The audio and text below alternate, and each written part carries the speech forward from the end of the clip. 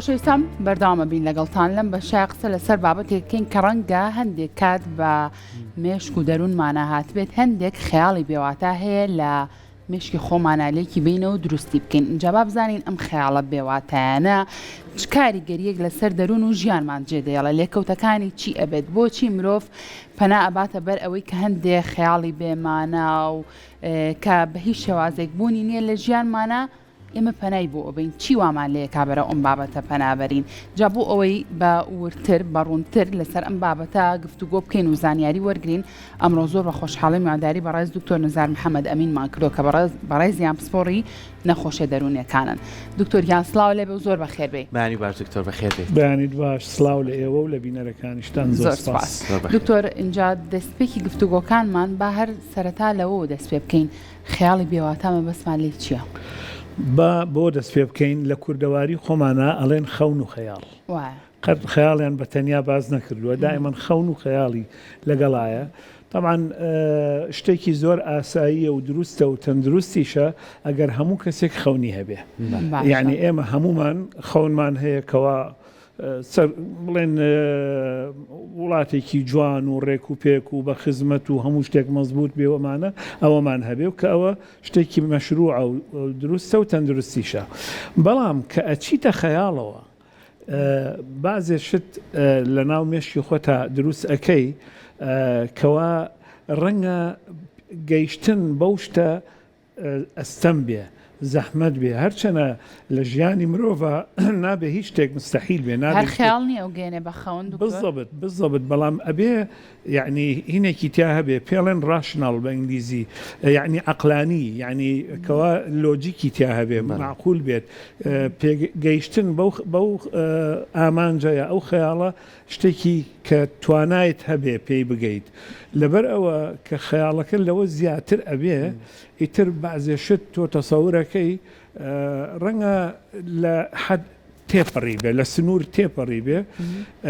قەیچێکە تۆ دانیشی خەوە بینی بەوەی کە بۆ نمونە بەڕێزت خەون بەوە بینی سبەینە بی بە مەلیکەی بەریتانیا مەسەلەن قەیچێکە وەکو خەونێکە وەکو خەیاڵێکە مەسەلەن شتێکی باشە کاکە سەرکۆ خەون بەوە بینێ بێ بە ئەمبراتۆرێکی زۆر زۆر گەورە بەڵام تەنهاشێنی ترامپ لەو گەورەتر بەڵام ئەمە هەر خەونێکە و خەیاڵێکە ناو بە ناو مێشکی خۆتی پێخۆشەکەی بڵێن دڵی خۆتی پێخۆشەکەی ڕەنگە دووری شت خاتەوە لە بەعزێ تەنگ و چەڵەمەی ڕۆژانە ئەمە لە بێ ئاگاییمانە ئەم خەیاڵ پڵاو دروستەکەی لە خۆی دروستە بێ لە ناو خۆمانە دروست ئەبێ بەدەست خۆمان نییە بەڵام ئەگەر ئێمە خۆمان زانیمان کەوا کەیتە سەر واقع کەیتە سەر حەقیقەت تۆ ئەوە نیت ڕەنگە ڕۆژێک لە ڕۆژان وار لێ بێ قەیناکە بەڵام تۆ ئەوە نیت ئیتر نابێ هەڵسو کەوتت وا بێت کەوا تۆ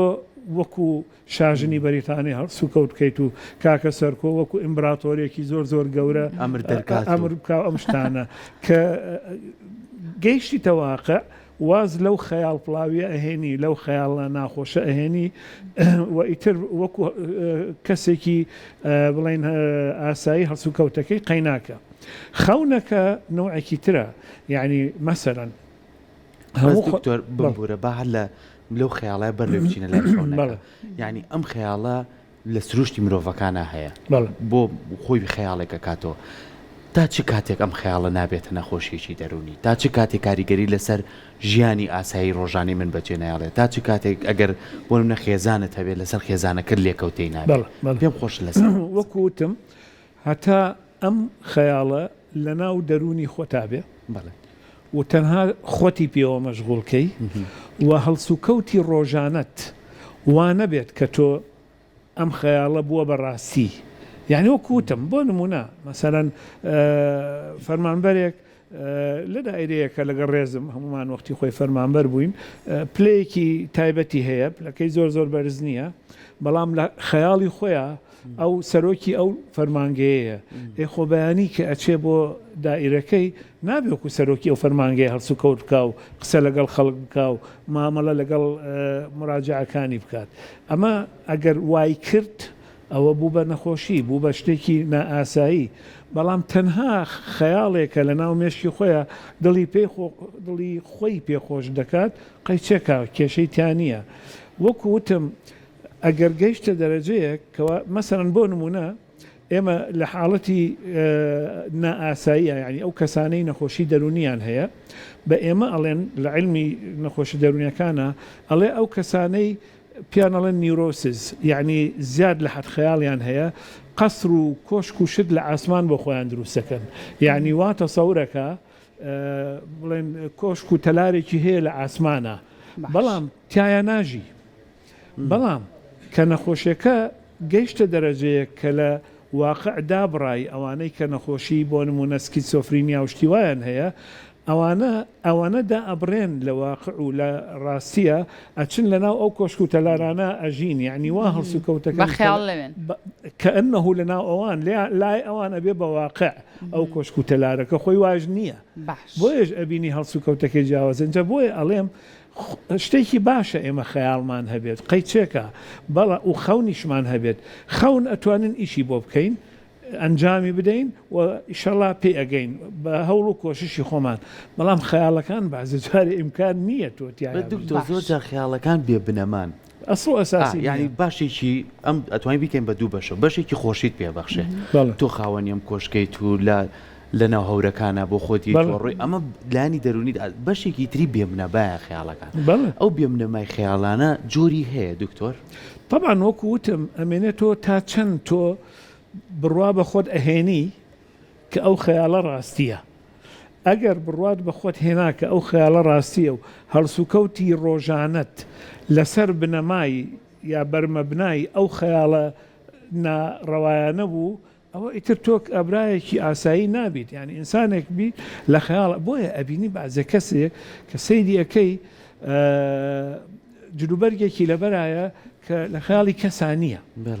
بە هیچ شێوەیەک یعنی مەسەن بۆ نمونە من یەکێکتان پێڵێمەوە لە پێش بڵێن 70 ساڵ ناوی ناڵێم چکە بێ بەتە شیر لە بەغا ئەژیا پێش 70 ساڵ مەسەرەن کابرایەک بوو ئەو کاتە پیاوێک بوو خۆی مۆزەف بوو لە یەکێک لە فەرمانگەکان بەیانی زوو لە ماڵی خۆی هەڵەساکە چوو بۆ فەرمانگەکەی پانتۆڵێکی سپی تەسکی لەبەرە کرد دوو لە ڕوویەوە پێڵاوێکی وای لە پێ کرد کە نوکەکانی زۆر باریک بوو سەری خۆی بە نوعێکی تایبەت دا ئەهێنا یعنی لە خەیاڵی خۆیان کە ئەنەه لە عالەمێکی ترایە لە شوێنێکی کە ئەژی دوو لە ڕوویەوە سەگێکیشی بەدەستەوە بوو و بەیانیان بەو نوعا چوو بە دائیرەکەی یعنی ئەوە ئینسانێکی ئاسایی نییە کە بەو جۆرە هەڵسو کەوت بکە ناژڵێم نەخۆش بوو نەخۆش نەبوو چونکە ئەچوو دەوامی خۆیە کرد لە فەرمانگەکەیە جا ئەمە خەیاڵە ئەم خەیاڵە وا لە ئینسانەکە دا ببڕێ لەو کۆمەڵگەی کەتیایە ئەژی لەو شوێنەی لەو عەسر و زەمانەی کەتیایە ئەژی ڕەنگە ئەمڕۆ دوای 70 ساڵ یەکێک بەو جۆرە هەڵسو کەوت بکە هەتا حدێک بڵێ کەیفی خۆیەتی قەیناکە بەس لەو زەمانە طبیعی نامۆ بۆ شتا دکتۆر من بەڕاستی ئەمە بزانم چی پەلکێشمانەکە بۆ ئەوەی کە ئەم خەیاڵانەمان بەرەو ئەو بابەتانە بەرین بۆ نمونە ڕووداوەکانی ژیانە ئەو بابەتانی کە لە ژیانمانە کەم و کوڕی هەیە ئەو بابەتانی کە ڕەنگە تو هەوڵت وایە بێت پێی نەگەیشت بێتی ئیتر بە خەیاڵ ئەتەوێ بگەی بۆ بابەتە چی وامالەیە کا بەرە ئەم خەیاڵانەمان بەرێ یەکێک لەو شتانە پێڵێن فرستریشن بە عەرەبی پێڵێن ئیحباط ئەویش ئەوەیە کە تۆ ناگەی بەو شتانەی کە ڕۆژانە ئەتەوێ پێی بگەی یعنی مەسەلەن بۆ نمونە خوێندکارێکی لە شەشی سانەوی حەزەکەی بچیتە ئەی نمرەیەکی زۆر بەرز بێنی بەڵام بۆت نایەت تێگەی یان مەسەرەن کەسێکی لەگەڵ ڕێزم هەژاری بەڵام حەزەکەی خاوەن کۆشک و تەلار و باشترین سیارە و ئەم نوعشتانت هەبێ ئەزانی کە پێی ناگەیت چونکە ئیمکانیەت نییە تر لە خەیاڵە خۆت ئەخەیتە ناو ئەو جۆرە ژیانەی کە ڕەنگە پێی نەگەیت اینجا گرنگترین هۆکار ئەم فرستریشنەیە ئەم ئیحباطەیە کە تۆ پێی ناگەی ناتوانی پێی بگەی بەڵام وەکوتم ڕەنگە بتانی هەوڵ بدەی ئیشی بۆ بکەی وە چەندین نمونەمان هەیە یعنی خەڵکمان هەیە عەرەبانەی پاڵپێوەیانە لەسەر جادە ئیستا خاوەن پێشکەوتوترین ڕێستۆران توشتی وایە ئەوە هەتا حەدێک ئەچێتە خەونەوە واتە دکتۆر ئەوان خەیاڵەکەی بووە بە خەون و خەونەکە بووە بەڕاستی نە بەعکسەوە ئەوە خەونە ئەوە خەیاڵ نەبووە بەڵام مەقسەدم چییە ئەوە وەکو نمونەیەکی یعنی دکتۆر تۆڵی خەیاڵ نییە بێ بە خەون و دوایەوە نەخێر خەون شتێکە و خەیاڵ شتێکە خەیاڵ بەعزە جارێ یعنی تۆ نایگەیتێ یعنی توانای ئەوەی نییە بیگەیتێ یعنی هەتا بەیانی لانەخان هەوڵ بدا نابێ بە شاژنی بەریتانیا وەنیە چکە ئەزانین لانەخان لێرە ئەژی و جنسەی بەریتانی نییە و مەسەلەن ینی بەڵام ڕقب بی بە شاژنی عێراقی ناکەوە شتێکی مەبەستم چییە یعنی خەیاڵەکان چۆن هەرناوی بێ بنەمایە بێ هاوتایە یعنی ئیمکانیەتی گەیشتنت بەو خەیاڵە زۆر ئەستەمە زۆر زەحمەتە حاڵی بووی چۆن بینەرەکانمان لەوانێ سێرمان بکەن زۆر کات شتێکمان کردووە ئەڵێ ئای ئەم کابرایە خەیاڵ پڵاوە ئەم خەیاڵ پڵاوە چی جیاوازیەکیە لەگەڵ ئەم خەیاڵ بێوەتەیە وەڵامی ئەوە دامەوە بەس دوای ڕێگەم پێ بدە لایەنە سیاسەتەکەیشی باس خەیاڵ پڵاوەکە ئەوەیە کە ئەڵێ بەعزێ کەسێ خەون بە شتێکەوە بینە یا بیر لە شتێکەوەکە کە بە حیاتی نایگاتێ ئەوە شتێکی خراپە و بۆیە ئەڵێن خەیاڵ پڵاوە هەردووکی هەم ئەمەی کە بەڕێزت باست کرد و هەم ئەمەی کە من ئێستا ئەمەوێ باسی کەم لە سیاسەتا بەکار هاتووە لە سیاسەتا تۆ کە مەسەرەن بۆ نمونە کە معارەزە ئەبی یا دژی جەماعەتێکەبی و باسی خەونەکانی خۆت ئەەکەی ئەڵێ ئێمە ئەمانەوێ ئەوە بکەین و ئەوە بکەین ئەوە بکەین بەرامبەرەکەت پێ دەڵێ ئەوە خەیاڵ پڵاوە تێگەیشتی لەلایەکی کێشەوە بعضێک کەس هەیە خەونەکانی مەشروعە حەقی خۆیەتی خەونە خەیاڵ نییە ئەتەوێ پێی بگەی ینی بۆ نمونە هەمووان حەزەکەین دەوڵەتی کوردستان هەبێت مەسەلەن تێگەی بەرامبەرەکەمان چیمان پێڵێ ئەڵێ ئەوە خەیاڵە ئەوە خەیاڵ پڵاوە ئەو کابرایە وا بیرەکاتەوە لە شتێک کە بە حیاتی یعنی لەلایەنی سیاسیشەوە خەڵک بەکاری ئەهێنێ دش بە بەرامبەرەکە ئەو بەرامبەرە ئەگەر خەیاڵی هەبێ ئەوە شتێکی ئاسایی نییە و ناکان نییە گاڵتەی پێ بکەن بەڵام ئەگەر خەونی هەبێ و خەونەکە بە خەیاڵ حساب بکرێت لەلایەن ئەو کەسەی کە ناحەزی تۆیە ئەوە یعنی بەکارهێنانی خەون بۆ یا خەیاڵ بۆ سیاست لەو باشە دکتۆر ئەم خەیاڵە بێواتانی کە بە فکر و مێشکمانایەت تا چەنە بێتەوە کارێک بۆ نیگەرانبوون و دوورکەوتنەوەمان لە ژیانی واقعی و ڕاستی خۆمان طبعاً کە تۆ دایم بەردەوام وا هەڵسوکەوت بکەی کە ئەنەه تۆ لەو خەیاڵا ئەژیت ئێتر بەرامبەرەکانت ئەوانەی لەگەڵ تا ئەژین لە ژیانی ڕۆژانەی خۆتا ئیتر تەحملت ناکەن ئیتر وردە گۆشەگیر ئەبیت دا ئەبڕێی و ئەبی بە کەسێک کە بە هیچ شێوەیەک لە ناو کۆمەڵگەکان ناژیت بە حەقیقەت بەس ڕێگەم پێ بدەن بەعزە جارێ با فەرقی بکەین لەگەڵ شتێکی ترا زۆر گرنگە باسی بکەین ئەویش مەسەلەی واهیمە یعنی بەعزە کەسێک تووشی واهیمە ئەبێت واهیمەکە بیرۆکەیەکە کە لە ناو مشکی مرۆڤێکە ئەچەسپێ 100% بە ڕاستی ئەزانێ و هەڵسوکەوتی لەسەر ئەوەکە ئەمە نەخۆشیە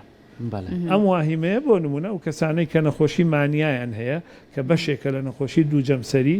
وا ئەزانێت کە ئەو بۆ نمونە خواپەنامان با خۆی خوایە یا بووە بە پێغەمبەر یا بووە بە پەیامبەرێکی تازەی ئەم زەمانە ئیتر وا هەڵسوکەوتەکە کەوا فعلەن ئەم کەسە ئەوەیە و داوا لە هەموو کەسێکی تر ئەکا بڕوای پێبێنن کەوا ئەم کەسە ئەوەیە و ڕەنگە بگاتە قۆناغێک کە ئەبێ ئیمانم پێبێنن ئەبێ بڕوام پێبێنن متمانم پێ بکەن و واش هەڵسوکەوتەکە کە ئەو شتەیە ئەوە طبعاً واهیمەیە و خەیاڵ نییە جیاوازە لە خەیاڵ ئەم گەیشتن بە واهیمەی لانی جانبورە بە چی قۆناغێکەکەی بەم بابەتەکەی تر نەخۆشیە کە ومەترسیدارە لەوانێت زۆر ئەمەگە لە ناو کۆمەلگایەکە تۆ لەسەر ئەو شەقامە لە کەلتوریە مادینی ئیسلام باڵا دەستە تۆ کۆمەڵێک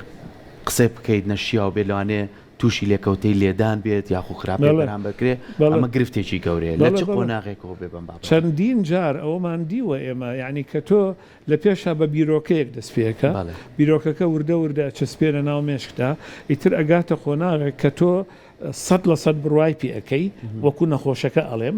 100% بڕوای پێەکەی و لە عینی وەختیشا ئەتەوێت دەوروبەری تۆش بڕوات پێ بکەن بۆ نمونە ئەو کوتم کوڕێک لە ماڵەوە بە حیاتی نوێژی نەکردووە مەسەرەن لە ناکاوە ڕێزم ڕیش درێژەکاتەوە و هەڵسوکەوتی وەکو ئینسانێکی زیاد لە حەد متەدەینێکی پڕگیر هەڵسوکەوتەکە و اینجا ئەویش هەرقەی ناکە هەر چۆنە بێ شمولی خۆیەکە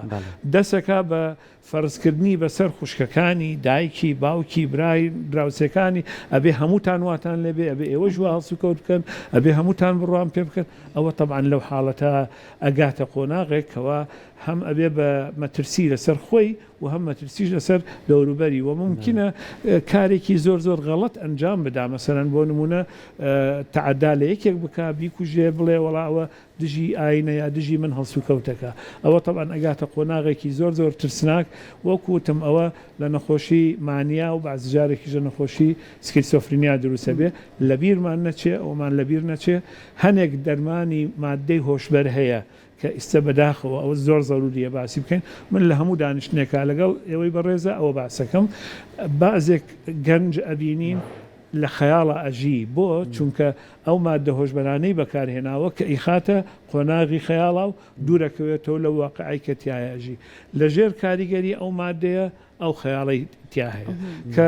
کاریگەری مادەکە نامێنێ خەیاڵەکە نامێنێ و یەتەوە سەر واقع باشە دکتۆر تەمەەن هیچ کاریگەریەکی هەیە لەوەی کە بۆ نمونە کەسەکان بەرەبەرەوە ئەم خیاڵە بێواتایانە طبعا مناڵی وردی بچووک اعتیادیە ئەگەر ئەو نوع خەیاڵانەی هەبێ یعنی ئێوە هەمووتان ئەزانن مناڵدانیشن ماڵە باجێ نەکەن مەسەلەن ئەوە شتێکی ئاساییە طبیعیە بەڵام ئەو هەر بۆ ماوە کاتیوی تر دوایی کە گەورە بوو ئیتر ئەچێتە ژیانی واقع ئەو دوورەکەوێتەوە لەو شتە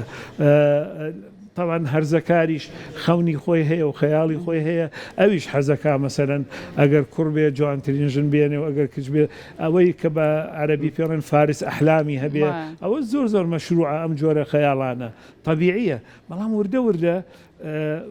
کە گەورە ئەبی ئیتر خەیاڵەکانت جیاوازە بێ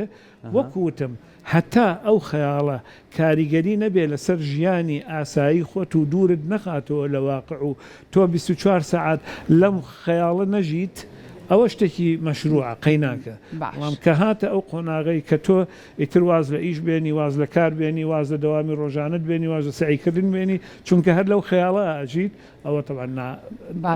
دکتۆر لە ژنان و ئاخر لە ژنان و پیاوانە لە کامیانە زۆرتر پەنابێنە بەر ئەم خیاڵە بێواتایە ژنان زیاتر بۆ دکتۆر بۆ ژنانی ئەکسەر